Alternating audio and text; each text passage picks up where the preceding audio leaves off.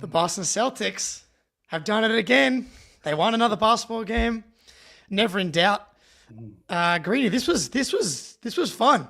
I know the Bucks and Giannis. I think I'm not sure the Garden cooperated tonight, but this is fun. I think the Bucks rivalry, the Bucks matchup. I felt that there was some juice in this matchup tonight. Close game all game long, and obviously we get like the masterclass fourth quarter from Tatum. But I feel very good right now. Yeah, I think that's, we're so used to seeing this team blow teams out. You forget, like, good competitive 48-minute games are, as long as you win them, are a great way to live. I think anytime that this team is going to be in a position to where they're challenged to execute in high leverage situations, that means something to me. It means something, to see them perform and close out games, especially with how they closed out the fourth quarter in Cleveland. It's like here was their second chance to sort of redeem themselves. Tatum, like you said, was sensational. It's just, listen, there's something they have real beef with, and they're not real rivals at this point, but you can tell Horford, Jaylen, like they hate playing these dudes. I don't think they respect their unethical basketball, and they take extra pride in beating them, I think. How can you respect the Bucks at the moment? The way that they foul bait, like Dame has become unwatchable. I don't remember him being quite this bad in Portland. Maybe it's because he's playing for the Bucks that makes me hate it way more now. But I think with like the slight decline in athleticism, he's just so reliant on the foul baiting now, and he's surprised every time when it's on the floor. And I watched a ton of Bucks games, and I'm like, this is the way that it's called pretty much most of the time. But he obviously gets some of them. Yeah. And then you add the Giannis element to it too. It's like, it's so frustrating. I think that's what you're feeling, right? Like Dame did the same stuff in Portland. He was still getting to the line 10 times a game. It's just, you have to deal with that on top of all the Giannis bullshit that you're just like, you're so over the inconsistent whistle that, even the slightest touch on him, and then he yells, and then you watch on the other end, and Tatum has contact or Jaylen has contact on drives. White, no whistle. It's like, I always laugh when you'll see it all over Bucks Twitter tonight. They're like, man, we almost won. We were playing 5-on-8. It's like, what? It's just, you have to laugh. It's just there's no way you can look at that objectively and be like, yeah, these whistles are pretty even. It's very unusual. This was an impressive win, man. Like the fact that they ended up 32% from three, which so that definitely ticked up as like the second half went along. But 32% from three, that moves the Celtics, and Spoonie's been tracking this thing. That moves the Celtics to 6-0. 6-0 now. That's last year was like a year filled with insane, more 30-point leads than 10-point deficit, 12-2 on back-to-back. 6-0 when you shoot under, under 33%. Yeah. Is just, that shouldn't happen, but it tells you they just, between the volume and the taking care of the basketball, like their margin for error is so large, because even though that's 32%, 33%, they're still getting up 50, 49 threes. So just on volume, that math is going to be enough. And then if they're not giving up extra shots by turning the ball over, it's like, that's Missoula ball. That's why it's so good. They really Missoula balled them tonight. Like, this is what's always missed. Obviously, they got the threes up. That's part of it. But the Bucks were shooting like 45% from three for like the majority of the game. It really flipped in the fourth quarter. The Celtics ended up shooting 40% in the second half and 42%, 5 for 12 in the fourth quarter. And that's typically what ends up happening. It's like, even if they're cold, they kind of stay in it. And that's the key. The Bucks were 38% from three, but they only took 29 threes. And that was what was true in the first half. It was like, they're The fact that the Bucks are only up 57-53, despite shooting 54% from three, that's a bad sign. But it's because they held them to 13 attempts for the entire first half. Just like, you're just not going to get that far ahead. They just know how to play the Bucks so well now. They force Giannis into a ton of mid-range jumpers. They run him off the three-point line. And on the other end, like the Celtics, I mean, they were just a normal shooting night away from winning this thing by 15. Like, they get whatever they want so often against this team. Honestly, but it's proof that their formula, if you don't have the perimeter defense to limit their threes, you're not going to beat them in the long haul. Let's say 4 out of 7 times in a potential playoff series. Like, Bucks, time and time, and we've seen it in all 3 matchups this year. They had Middleton this time, didn't matter. They don't have the wing defenders to limit the 3-point volume. And the Cavs, honestly, the Cavs didn't either. And, they were a hot Mitchell game away from, losing that. And it's simple to say, but not simple to do. Like, you need the wing size to limit the Jays. If you have that, well, guess what? Because you also need it with 2 6'3", 6'4" point guards. And then if that doesn't, and then in addition to that, we're also going to pull your center 35 feet from the basket. And then even if you have those defenders, we're going to put that big in the switch and Tatum's going to get downhill. So it's like, no matter how you've constructed your roster, this Celtics combination has a way to exploit it. Tonight, it's put Lopez, put Bobby Portis, get them in space, everything. Like, even though they were missing all their looks, they were still generating the right types of shots. So, and it's the same thing where there was a game earlier this year. It may have been against Minnesota. I can't remember, but like, there was the first quarter where they just were missing, but they were generating these great looks. Eventually, water found its level. The defense still couldn't prevent those same looks. Now, all of a sudden, they're going in. It's like, you can always tell how the Celtics are playing by their process, not by their result. And there's nothing that the Bucks have shown you in 3 games that tell you they have the defensive scheme and talent to limit how you want to play.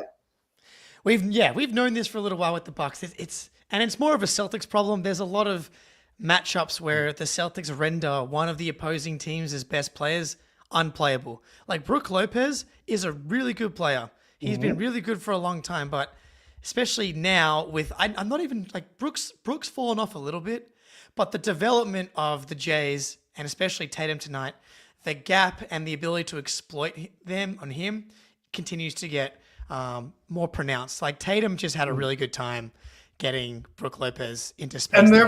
And their problem is if you can't play Lopez, it means more Bobby Portis, and that's not a solution. That's more hurtful for them more than anything you could do on your side. Just him being on the floor instead of Lopez is a giant win, and they can't afford to play Lopez because he's going to be attacked in space. And it's like, the counter for them is what? High Dame pick and roll. Maybe he draws a 3. You get Giannis going out of control. Al Horford has shown he can handle Horford or Giannis one-on-one. So it's like, you have multiple ways to stop their best approach, and they have 0 ways to stop any. I mean, we haven't even seen Porzingis against this team. I know.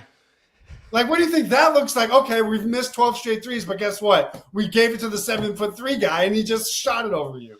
I'm very intrigued by KP in this matchup. I did wonder and want a little bit to see them play Al and KP tonight, just because I was like, getting a bit critical. But as we discussed, and watching it in real time, keep KP away from Giannis for as long as you humanly can. Like, there's a chance that they just never have to meet each other. That play where Horford fouled him and then Giannis grabbed him down. Exactly. And like, that's just something I don't want Porzingis around at all. No. Yeah, and so that's definitely the right decision. Continue to split them. Yeah, man, like you still don't have Porzingis, which, I mean, like, obviously is a big deal. I had some Bucks fan be like, yeah, but there was no Taurean Prince, one of the leaders in field goal and 3-point. I was like, oh. Did he get hurt? What happened to him? I don't know. I don't know. He played. He was out there. I think he played in the first quarter, didn't he? Or did I imagine that? He did too. I mean, he didn't come back. I missed that on the broadcast. I don't know if he got hurt or what, but like, he was out there. It just didn't matter because he's Taurean Prince. It's like, Yeah. who's he stopping? Yeah, he's a minimum guy. So Giannis has 30 points, 11 rebounds, but 52% field goal is like a staple of what the stat line looks like against Al Horford in the Celtics. Like, And to be honest, it's only that high because he had 3 or 4 just like dunks on Sam Hauser. You know what I mean? Like, this was not an impactful 30, 11, whatever from Giannis. If anything, he was a liability with how he played down the stretch. You know, and I think they've gotten into his head where like the Celtics have the answer for Giannis, like baited him into poor choices offensively, not moving the ball. Like, he wants it to be true so badly that Al Horford doesn't just own him and know how to. And listen, like, you're not going to stop him over 48 minutes, but nobody in the league, like, you held him under his scoring average, and he goes every game he shoots 65%, and he's barely over 50, with the majority of that coming from like dunking on. Like, congratulations, you're bigger than Sam Hauser. Dude. Like, awesome. Like, I'm so proud of you. In the meantime, a 37-year-old just has you in hell every time they play. It's crazy. Yeah, like 30 points on 25 shots. You just take it every night. And like Giannis has been shooting well from the mid-range this season, 47%, I think. But he shoots 80% at the rim. Like, exactly. Doesn't matter. Yeah. It doesn't matter. Even if he was Kevin Durant from the mid-range, I would bury me by making mid-range jumpers. I guarantee you won't do it. It's not going, and it's just not going to work. It might work for one night. It's not working for 7 games. I'm not sure. Has there been Horford is the best Giannis defender ever. I'm pretty sure it's not close, really. Like, who else would it be? Davis? The amount of times that they've played each other. So he has like the production and the volume of, he has the sample size. Yeah. I'm sure guys give him trouble, but I think it's just because Al does such a good job contesting without fouling, and they just don't double. So it's not like he's drawing cheap fouls on a smaller player reaching in. They just say, Al, you have tomorrow off. I'm going to need you to empty the clip. Yeah. And Horford just says, okay. This is why I came back for, 10 games a year. I got to dig deep. And they just happen to be the Giannis matchup. I love it. The fact that he's still able to do this, it has to be incredibly infuriating, because I'm guessing it's like 2017, 2018 series, Celtics win that 7-gamer, the Drew Bledsoe, Terry Rozier series. Horford was obviously a huge part of that series, and Shemi Ojeleye low-key in that series did pretty well on Giannis. He was the original Giannis stopper. You got to be thinking, Horford will be gone soon enough. Even in the 2022 series, it's like, 2 years from now, that's going to be it. And 8 years later from that first series, Horford's still here doing his thing. Didn't shoot well tonight, but 9 rebounds, 3 assists, 2 blocks, only 3 fouls, and 37 minutes. Perfect. And what's funny is, do you know there's probably like a minimum of 3 franchises that have that opinion of Al Horford? Like, God damn it, he keeps ruining our lives, But it's one of those things where he has found a way. And I think, his intelligence, now it has to be psychological. Like, I watch Giannis all the time, and he overpowers everything in his path. And there's just something about how Horford guards him. It's just the defending without fouling, but also like he's just strong enough to take that initial bump and not really get moved off of his spot. And I mean, listen, I know everyone keeps saying this is like the end of the road, but I'm watching a guy that can still get it done. It's just, I'm just not ready to say, even remotely entertain the thought of saying goodbye. No way. I mean, why? If you're Horford, I don't know, man. Like, if you can still do this, what's waiting for you over the next 2 years that you need to rush to go do? Like, you can't come back once you go. Like, that's just not. If he wanted to, I would take him back. If he retires and then says, I want to come back, he could come on and go. Oh, hold on. Yes, I like that. Yes, okay. Yes. We have to stop, because this comment right here, okay, this is the whole reason I even did this, okay? Because when I saw you guys in Vegas and we did that show, my mind was blown with what Ben can do and how serious he takes it. I said to myself, stop being an asshole and help him make his show the best product it can be. So I asked him, I think it was him. He sent me the DM of what to get. So I was like, you can finally be an adult and get a microphone. And I just, I have such respect for the consistency and the hard work that he puts in. I had to just finally be an adult and buy a microphone. I mean, it's appreciated. And chat, I mean, to me, he sounded good. He sounded good. If it doesn't work and nobody can hear me, it's not my fault because I don't know what I'm doing. But I just plugged it in, so hopefully it works. Yeah, look, Al Horford's always welcome. He incredible. He's literally going to outlast Joel Embiid. Like that's quite like just it's already kind of happened. I'm not sure if he'll be able to outlast Giannis. He's still got a few years in him, Giannis Antetokounmpo. But speaking of like not old guys, but kind of old guys, it was very nice to have a Drew Holiday game like we had tonight. Because I think we maybe said that on the last show. It was like, it'd be nice if we can get a reminder that like Horford, I don't need you to do it every night. Can you just raise your level when we need you to? And for him tonight to step up when D. White couldn't hit a shot, Peyton Pritchard got neutralized. I mean, Horford couldn't hit a shot either. And Drew Holiday has probably his best game of the season tonight. Yeah. And honestly, from a slow start, the first few, he's been really good. I feel like in back-to-back Bucks games. Maybe if he's played in all three, he's been good in all. Like I just feel like in my gut, I would love to know his game log recently, but I would bet you he has been, 14 to 20 points, couple threes a night after like, these 1 for 11 disaster. I mean, he was obviously nervous facing his old team, but you're right. Like the rested Drew, somebody had to be the one that helped out Tatum and Brown. You would think. God, you got it in front of you? No, I got it. You're absolutely on it too. So they at Milwaukee, 15 points, 5 for 11, 3 for 8 from 3. Yeah. Home from Milwaukee, the other game, 21 points, 7 for 12, 4 for 7 from 3. Like the 3 of his best games have all come up against the Bucks. If you compare that to how he started, it was like 4 points, 6 points, 2 points. So that tells me he's over whatever, nerves, from his past, whatever. If his corner threes have dropped to around 38%, which is concerning because he shot 60 last year. But I thought he didn't really turn the ball over that I can remember. No, I don't think he did. His threes were very timely. And I think that should be talked about. It's one thing to, when everyone on the team is making threes, and, you're just riding that wave. But in a close competitive game where no one can hit a shot, I thought he was fantastic. I think all 3 of his threes came at really huge moments where either they kept the Celtics attached, so it was going from like 6-3 or 4-1, or it like gave them a 1-point lead, which enabled them to have a little bit of a cushion.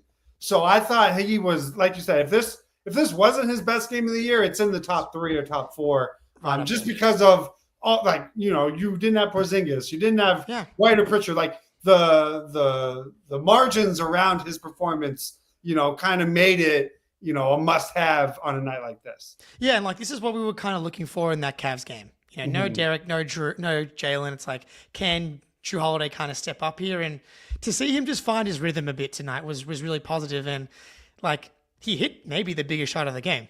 We'll talk about Tatum next, I think, but Drew Holiday hit. It was so crazy because the air ball that he had was like so bizarre. Like that was like that would be like if I shot it. Like you're like 5 feet short of the rim. Like that was crazy. So maybe he just like slipped or something. I don't know. He looked from memory, he looked off balance. It was like kind of a bit of a broken play, but for the most part, 20 points, 5 rebounds, 6 assists, 1 steal, 1 block, 0 turnovers. You don't really get cleaner games. And he had the floater to put them up 5 with 26 seconds to go, which was like one of the best clutch possessions I've seen the Celtics have. Well, you can't draw it up better. You're up 3. Yep. You want to use his clock.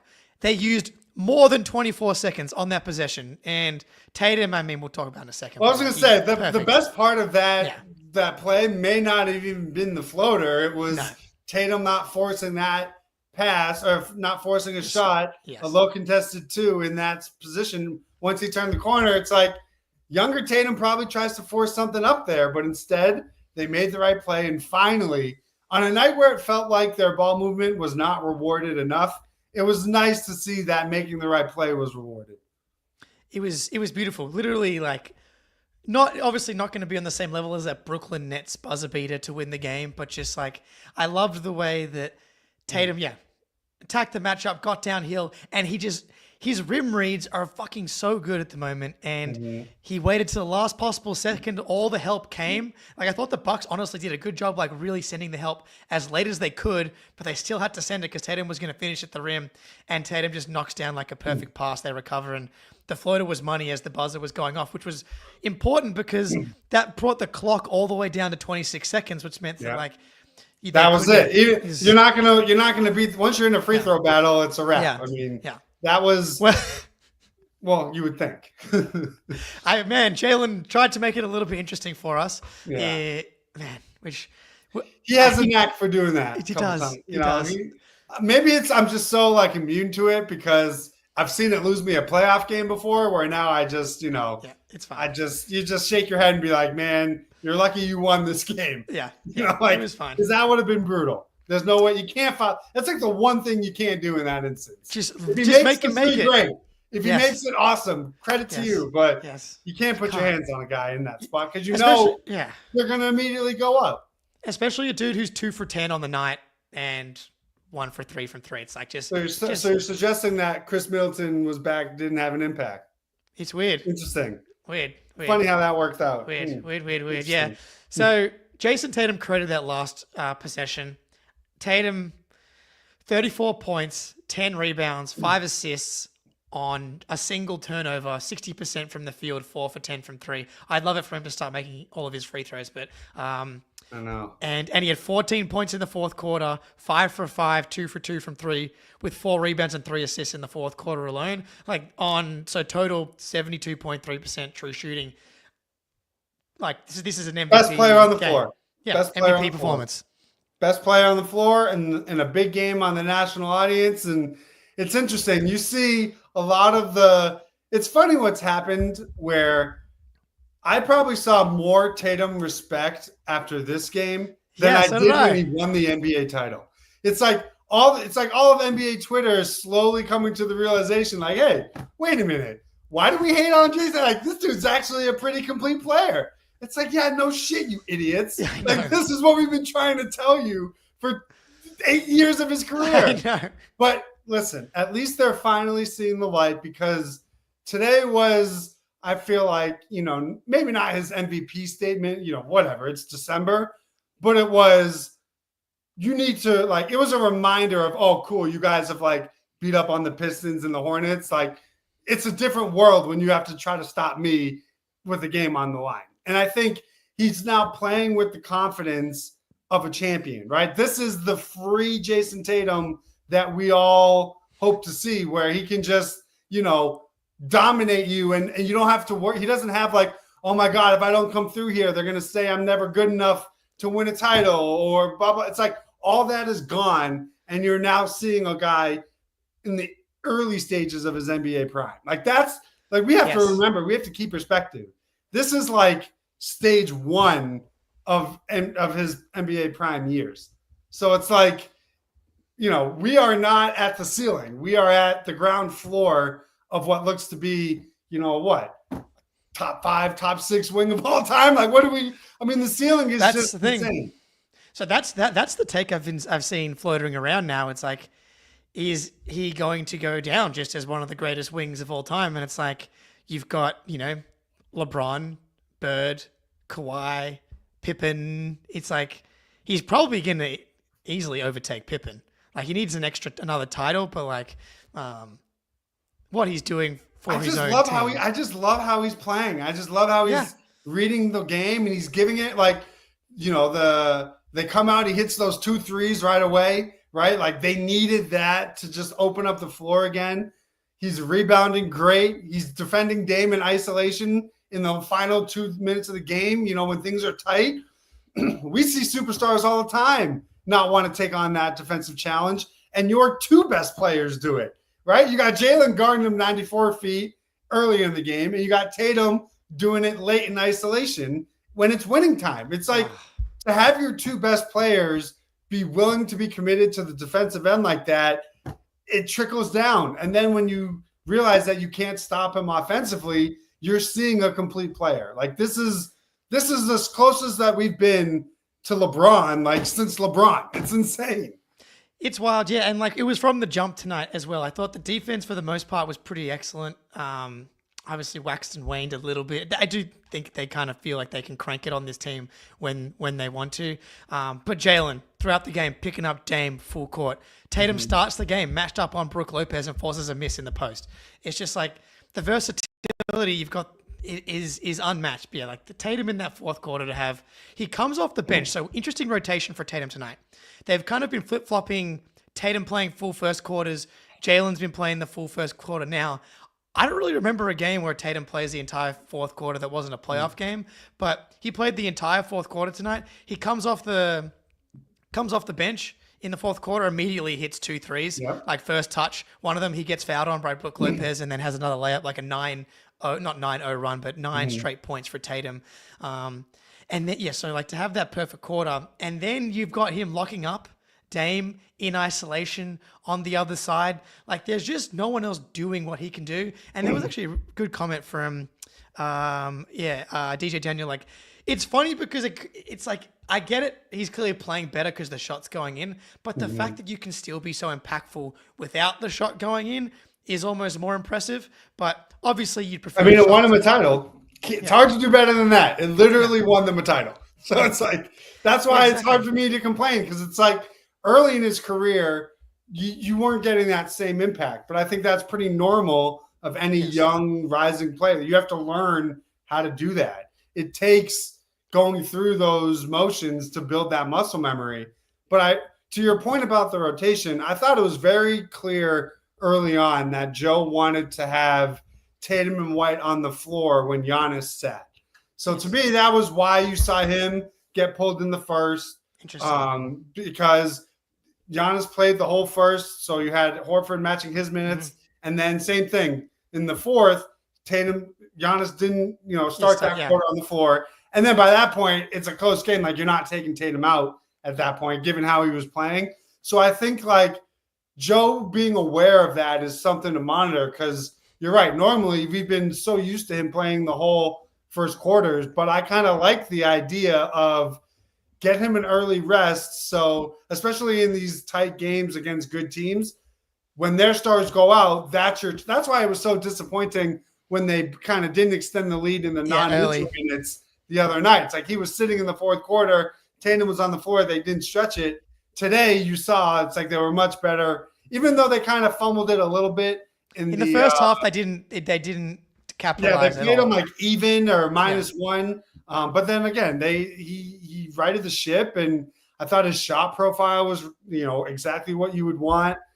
It's just all around. It was an ideal performance from your best player in a game that you kind of had to win, if you think about it. Like, you don't want to start, especially with these back-to-backs and the fatigue of the schedule. Like, you don't want to drop winnable games. They already did that against Cleveland. So this was a good one to make sure you finish strong. Yeah, and like he obviously comes off that Miami game where he load managed, man. It was a load managed without sitting out. That's what it was. Whatever you want to call whatever the Miami game was, he misses the Pistons game, like, and then he comes out and is looking incredibly fresh. Like, there's still that little voice in the back of my head after that Miami game. I'm like, I really don't want a cold stretch. I really don't need a 5 games in a row where it's like 1 for 7 from 3 and he's forcing up. But you are right. Like those stretches aren't as painful anymore because of how much he does. Like the playmaking, we haven't even talked about this. The left-handed passes, he made 2 lefty passes. I wish we could pull up the clip of it. The roll, I think it was to Drew, right? Who had the layup. Yes. That was by far, I mean, he's doing it with his offhand, which is insane enough. But the balls and how you have to be, like how quickly you have to read that play and the trust you have to have in your teammate is otherworldly stuff. I don't know if the whatchamacallit, if the NBA clipped it already and made it a live link, I would love for you to put it up because that was honestly probably his best pass of the season. Here we go. We got it here. Here we go. Yeah, okay, they have it live. This is so fucking incredible. Dude, so runs the pick and roll with Cater here. I've not seen. That's one. That's one. That's one. But that was nice. But it was the Holiday one. Yeah, man. This one.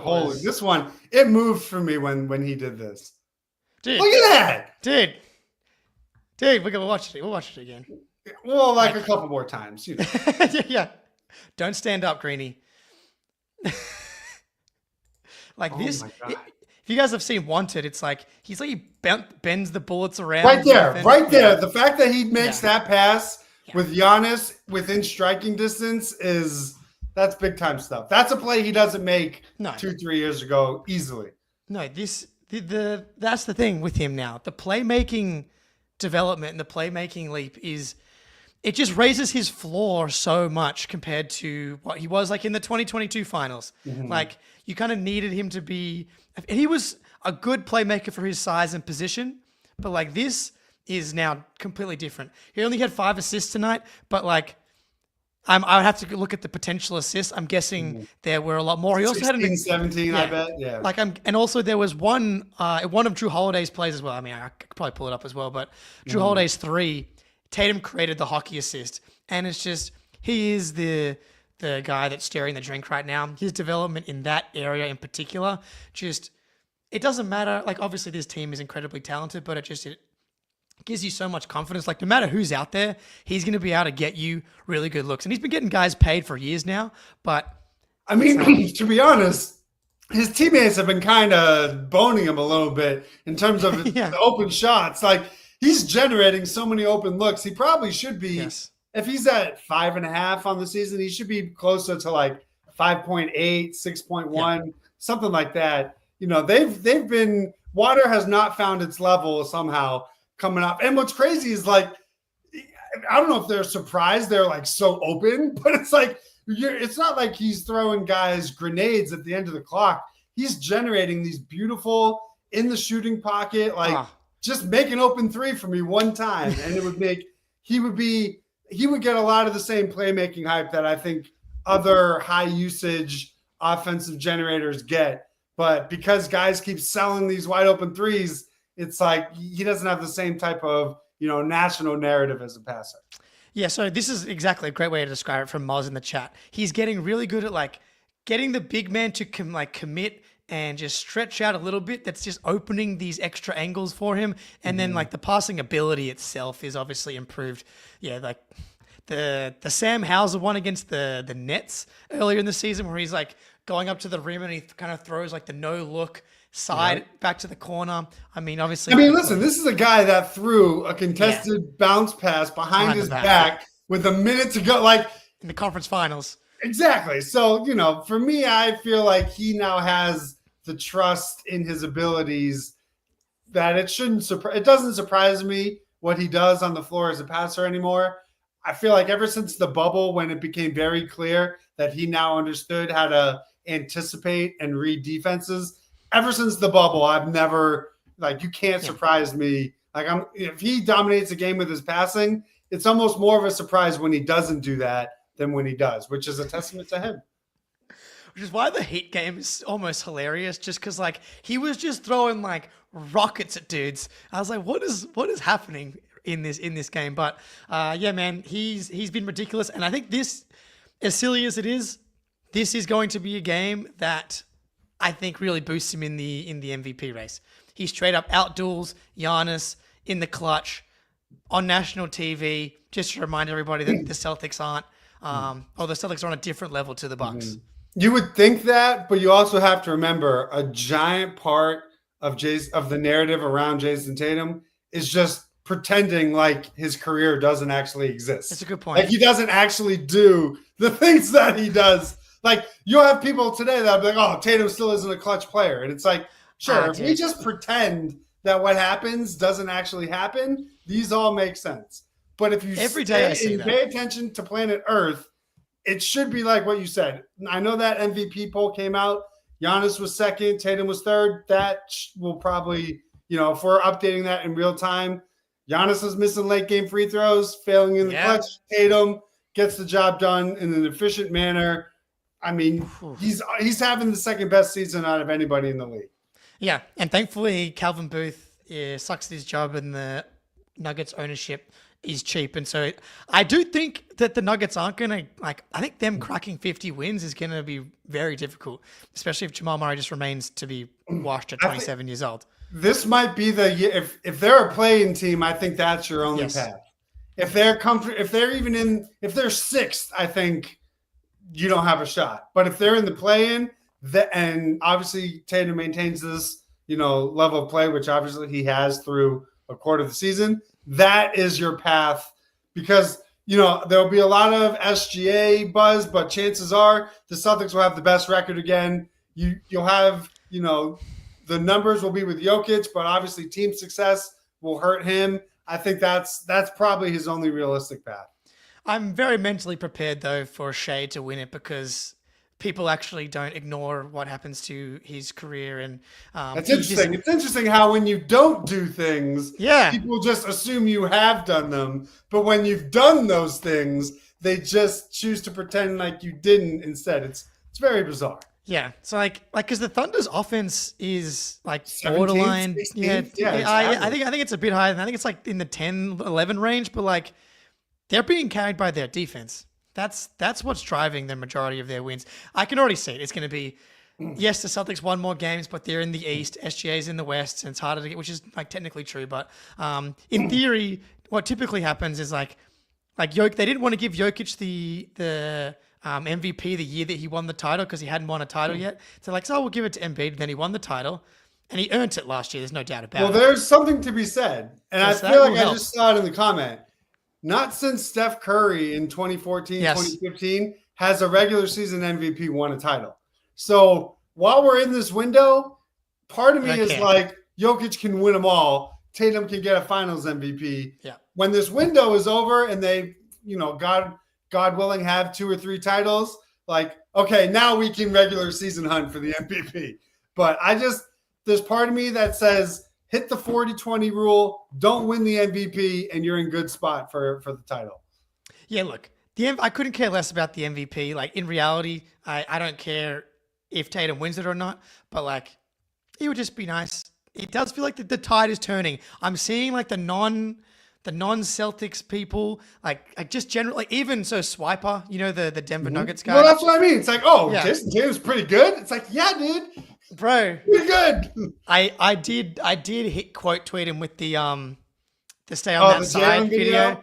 I was like, God, I'm cool, dude. I don't need you coming on this side because like a regular season win against the Bucks. It's like this is a guy that just did something only 6 players in NBA history have ever done to win a title, and like that, if that doesn't earn you respect, but a random early December game does, like, okay, sure.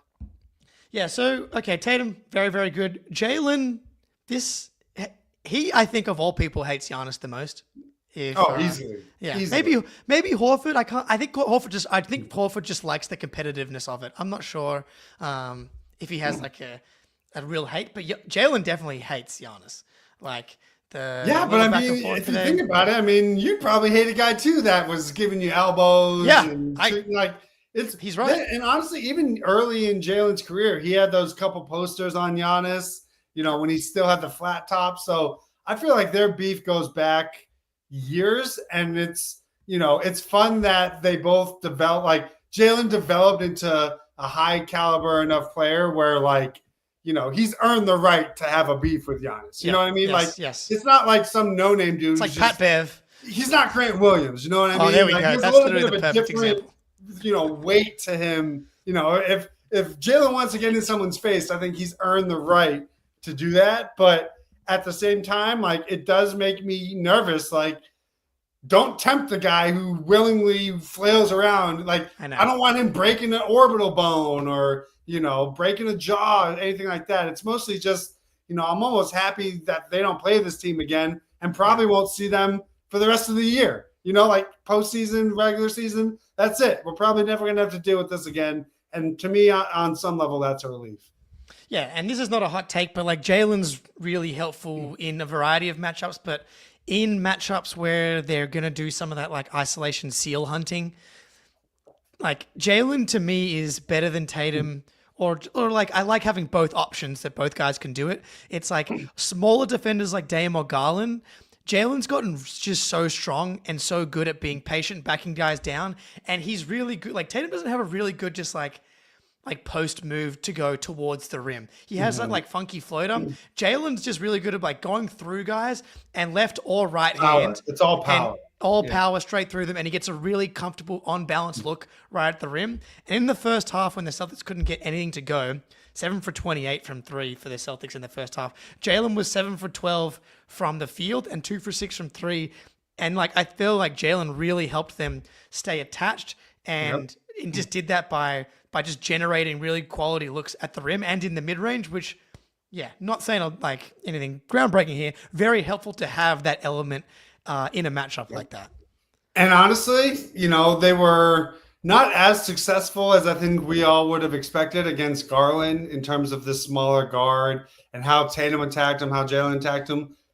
Damian Lillard has no chance against anybody on this floor defensively. And that, again, is a problem that you just can't solve because you have to play Dame. But if you play Dame, it's going to be killer whale like you read about. And I think as long as they can continue to find the right balance of attacking mismatches, but not like, because I didn't love, he had a couple of these possessions at the end of these quarters where he's holding the ball. They didn't score. They were giving up these 4-0, 5-0 runs to try to you had an opportunity.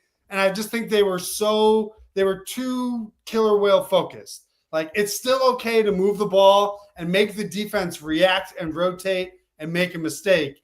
So to me, it's more like the killer whale offense was effective and you should absolutely exploit mismatches, but you shouldn't do it to the point where it takes you out of your offensive process. Correct. And again, always remember the killer whales hunt together. It's not isolation hunting. They use each other. They put Dame in the action. And that's what's great. It's like, put him in the action, create some confusion, and get them behind the possession a little bit. And then it's like Jaylen catching the ball with 2 feet in the paint. It's like, and that's where he starts, as opposed to him having to go all the way from the perimeter. But yeah, like good point from Jay Young in the chat. Like, it's just good to have two guys that can both do it and both that can do it differently. Correct. Andrew Holiday likes to go at Dame as well. So it's like, there's just, obviously Porzingis wasn't out there either. It's like, there's just too many guys that can. But that's the prop. And this isn't a exclusively Milwaukee problem. It's any team that has smaller defensive hole on the perimeter, you're going to be exploited by somebody. Like, it's a pick your poison. Do you want it to be the powerful 6'6" bulldozing small forward? Do you want it to be the 6'10" stretch 4 who can kill you off the dribble or shoot it over you?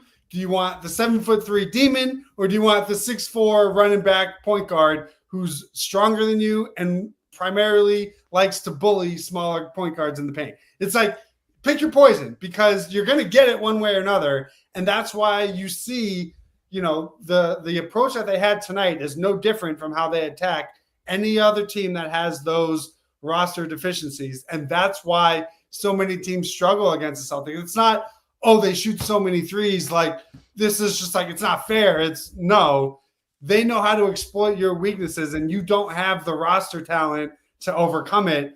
They're just going to beat you into submission. And that's just, and your only hope is if a night like tonight where they miss 14 straight threes and you have Derek White not make a jump shot for arguably the first time in his entire life. I was going to bring up Derek next. It was just almost, my brain couldn't fully wrap my head around the shots that he was missing. Like 1 for 10, 0 for 8 from 3. Crazy. And like, he missed the tough ones. He missed all of them, but he also missed like the wide, no one even near him shots. And I was like, which is just, it's fine. Out. He's been perfect, but like, whatever. I tweeted it out. It was, without a doubt, the most Marcus Smart honoring that we've ever had. 1 of 12, 1 of 10 from 3, was a plus 12 and had a game-sealing steal. Like, that was Marcus Smart. Awesome. Like, that's the Marcus Smart experience. And for him to be coming to town tomorrow, it was like, that was the tribute to him. You fully expect he'll be back, but it's one of those things where it's like, I've seen Derek White make those shots 10,000 times. Wide open, contested. Even the one where he had the ball on the sideline. It was like, I know. Yeah. I've seen him make that shot regularly. So very weird for him to just have an off night. But again, for you to still be able to win on a night like that without Porzingis. So it's like, these are the games where your ancillary pieces have to contribute. You got an egg from him. You got nothing from Peyton Pritchard, and you still won the game. Just the fact that their last win came from an opponent making 23s on 50%. I know. It's the Celtics in their history had never won a game before.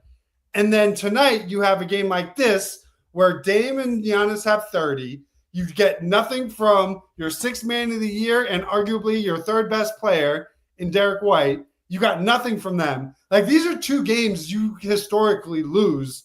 And then here they are. They won both of them. It's unbelievable. It's unfair. Yeah, man. Like, Derek White, 6.7 rebounds, 3 assists. He's still 3 steals, I should say. 6.6 rebounds, 7 assists, 3 steals. It's incredible Marcus stat. It's literally what he did for 9 years. Like, I'm sure I can find can't hit an open shot to save his life, but yet he's there in the margins and he comes up with the biggest steal of the game. Like, it's just too perfect with him coming to town tomorrow. Is he like? Do we know? Are the Grizzlies in Boston? He's going to play. Know? Like, was there some play. Sort of cosmic energy that just took over his body or something? I don't know, but it was very Marcus Smart. I'm very confident I can find at least 5 box scores that are probably literally identical to what what just happened today. That's like, I'd say that probably consists of like 37% of every game Marcus Smart played was a 1 for 10 or a 1 for 12, 1 for 10 from 3. But has like a plus 12, second best on the team, like does everything else. Like, it made my heart, it's going to be emotional tomorrow. It is. Yeah. He should play. I know. I couldn't believe he did his ankle like early in that was it not the Mavericks game? No, was it the last Kings night game? or 2 nights ago? Last night. Yeah. And I was like, oh my God, can we just get Marcus playing in the Garden finally? But no, I kind of just don't want him to play. Like, just sit out every game for your entire career. Just dodge it. It's okay. Like, we still love you. I just don't want to. I don't want the visual of him. I know. I just don't want it. So it is. But that's a me thing. Admittedly, that's a me problem. It's gonna be hard. So Sam Hauser seems to be back. He was fantastic tonight. 6 for 10, 4 for 8 from 3. And man, they needed him. Like, it felt like any time they just like couldn't get anything to go. 4 times tonight, Sam Hauser was able to get it going. So now he's really starting to string a stretch together here. And the 2-point shots, that's becoming a thing. Off the dribble, he had a possession on like the right corner in front of the bench where he was like getting low to the ground, like making some dribble moves. I was like, okay, Sam Hauser, back's looking good. Had the little Sam Mello, we call him, pump fake, got into the baseline, put the nice little jump shot in, because that's his path to scoring outside of the 3-point shot. I'm not sure him ever finishing at the rim is going to be a thing, but pump faking, getting into the mid-range and shooting pull-up mid-ranges, that is a shot that he's been really making consistently. Now, let me ask you this. I have a theory about him tonight, and I want to know if you subscribe to this theory. Part of me thinks he was like extra motivated to make sure that everyone knew that AJ Green is like Kroger brand Sam Hauser. Like that's like, we are the original do nothing but shoot threes white guy. Okay. Like, that's my role. So you see AJ Green, they're trying to make AJ Green, that's his name, right? The white dude, AJ Green. Yes. They're trying to make him into like Sam Hauser light. No. We have the original. Okay. You have the Kroger version, which for you in Australia, Kroger version is like, generic, not as good as the real thing version. But that's just, I felt like, because he was making like those big momentum threes in the fourth, and then Hauser comes right back down and was like, no, again, this is what I do. I'm the original white shooter, not you. Well, is Hauser, or did Hauser take the mantle from Duncan Robinson? Because I feel like Duncan Robinson kind of had it there for a couple of years. All right, I'll buy that, but Hauser has the belt. So I'm saying, I agree. Someone's got to have the belt, and Hauser definitely has the belt right now. But man, AJ Green hit it like 2 really difficult shots. I know, I was like he's actually pretty good, which is like, he is God good. damn it. It's like he can actually shoot. But I just thought that it was like the same way Horford took that three right after Giannis's three in the fourth quarter. That to me felt like, Sam Hauser, like AJ Green made a big three. Like, no, like this is what I was put on earth to do. And he came through. And I think he's probably been close to 47% from three over his last 7-8 games. So I'm with you. I think his back must be feeling good. And he's now at the level I think we all expected to, see from him when the year started. Yeah, so last 9 games, Hauser is shooting 42.6% from three on 6 attempts a game. Good enough for me. That sounds pretty good.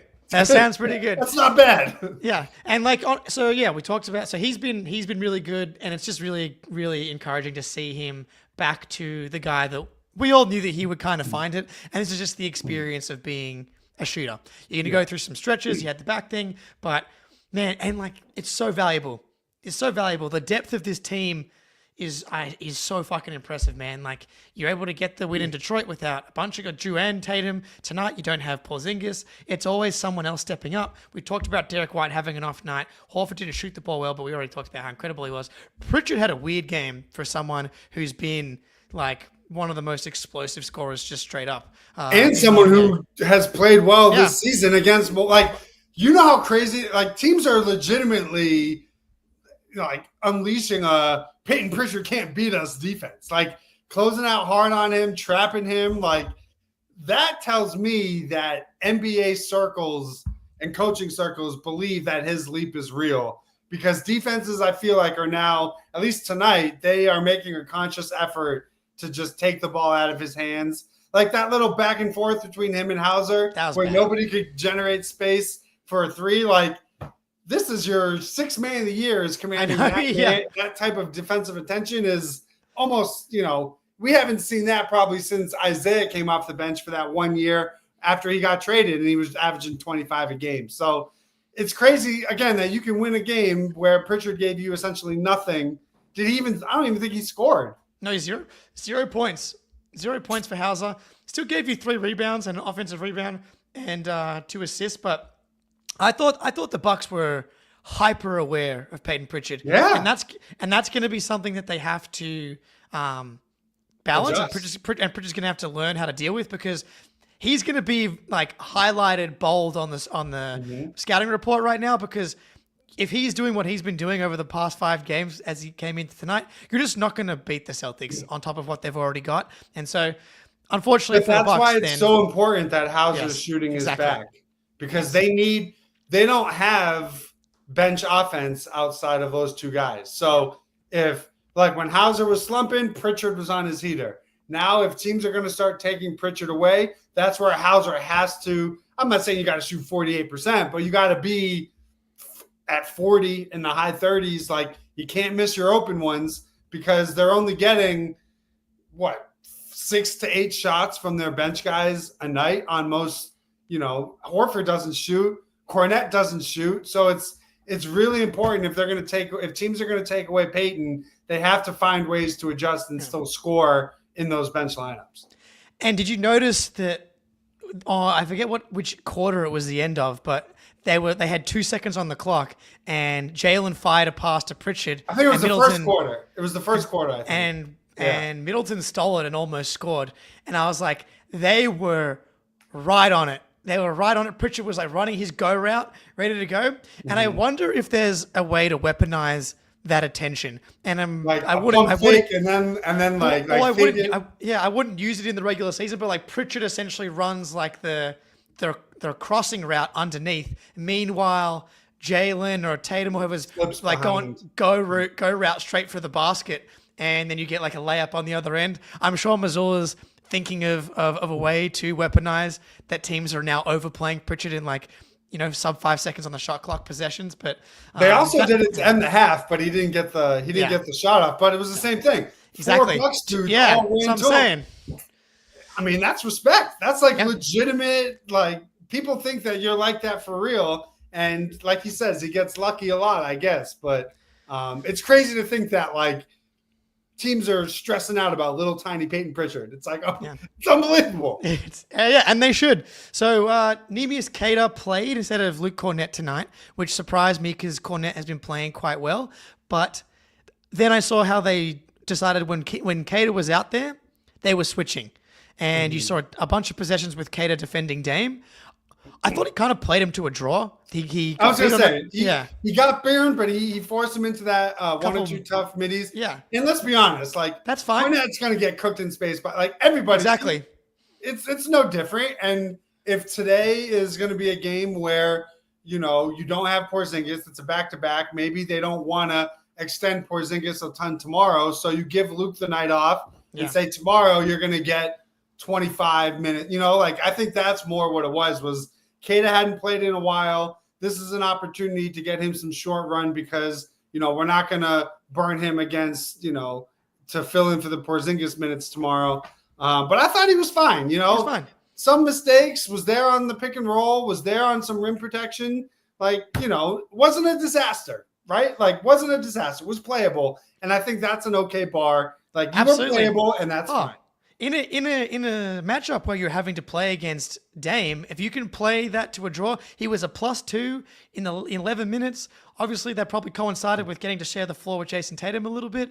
But but everybody eats off Tatum's plate. Yeah, I know, and that's fine. Yeah. Just as long as you can eat the food that Jayson Tatum is providing for you to help your net rating, then that's all we can really ask for. Yeah, I don't know if it was matchup or not because Luke is not a switcher. You don't really want to be playing drop with Luke with Dame, but regardless, you're going to have KP and Luke and Queta and Tillman. I don't know. Listen, we'll probably see it against him tomorrow with Ja Morant. That's probably not going to go great, all things considered. There's some things that you just have to accept. It's okay. He's good at a lot of things. He doesn't have to be, out Horford in space. It's okay. I'm excited for that game tomorrow. The Grizzlies are one of my Ja Morant is one of my favorite players to watch, and obviously the Marcus Smart element adds. And they're good. They have shooting. They have depth.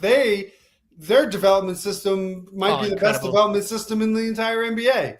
So I think it just sucks that you're getting these good matchups on back-to-backs. It's I just want to see guys on normal rest, normal rotations, but what are you going to do? Yeah, I know. It'll be interesting to see who plays tomorrow. I'd prefer, obviously no Horford. I'd prefer to keep Drew just out of back-to-backs now. I think he should be on a version of the Horford JD plan. Davidson just dropped 46 in Maine. Maybe give him some run. Yeah, I can see what you're saying. Or it's just tomorrow is the 35-minute Pritchard game again. It's Drew's going to be out. You give him the keys. Yeah, seeing that from Drew tonight just makes me feel so much better. Horford plan. I know they've got 4 days off afterwards, so I think he'll probably play. But I would like to see Drew. What would you make up for his fake injury? As Drew? Horford has the sprained big left toe. It's the tendinopathy. They've been going with tendinopathy, which is a great move for both Tatum and Drew. Did that worry you at all when you saw Tatum on the injury report for today? No. Okay, well, because I thought it was weird that he was on.